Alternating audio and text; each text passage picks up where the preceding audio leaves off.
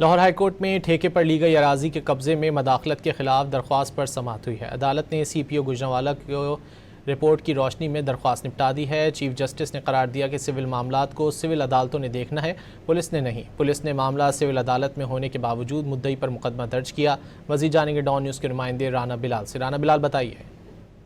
جی دیکھیں، ٹھیکے پر لی گئی اراضی کے قبضے میں مداخلت کے خلاف درخواست پر لاہور ہائی کورٹ میں سماعت ہوئی ہے اور chief justice Lahore high court نے شہر جو ہے وہ شرافت علی کی درخواست پر سماعت کرتے ہوئے سی پی او گوجرانوالہ کی رپورٹ کی روشنی میں اس درخواست کو نپٹا دیا ہے۔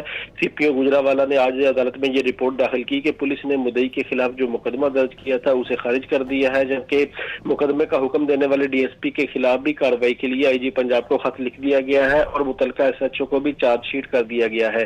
Chief justice Lahore high court justice Ms Aalia Neelum نے دوران سماعت یہ ریمارکس دیے کہ سول معاملات کو سول عدالتوں نے ہی دیکھنا ہے۔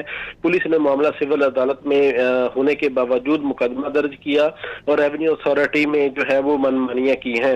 عدالت نے یہ بھی ریمارکس دیے کہ ریونیو اتھارٹی اپنے آپ کو درست نہیں کرتی۔